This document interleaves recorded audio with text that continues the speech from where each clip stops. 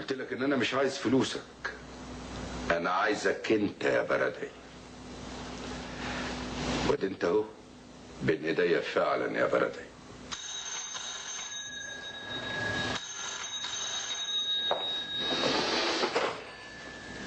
الو، انا البردعي يا رشدي.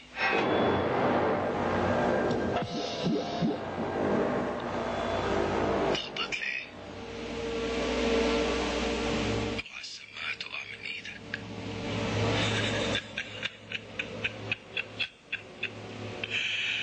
فرحه ما تمت يا رشدي.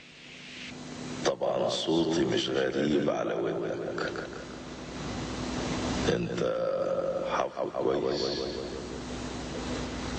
ومتأكد ان اللي بيكلمك البردعي، انما اللي قدامك ده واحد مساعد اسمه بودة. هتسأله كده، هو دلوقتي مش سامعنا. اسأله اسمك ايه؟ انت اسمك ايه؟ اسمي جودة. شفت ازاي؟ مش هتوصل للبردعي ابدا.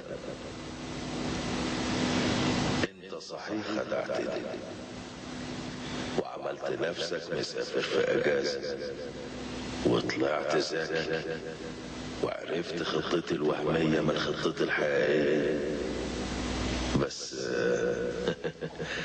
معرفتش توصل للبردعي ومش هتوصل إلا في حالة واحدة بس، إنك تحط إيدك في إيدي.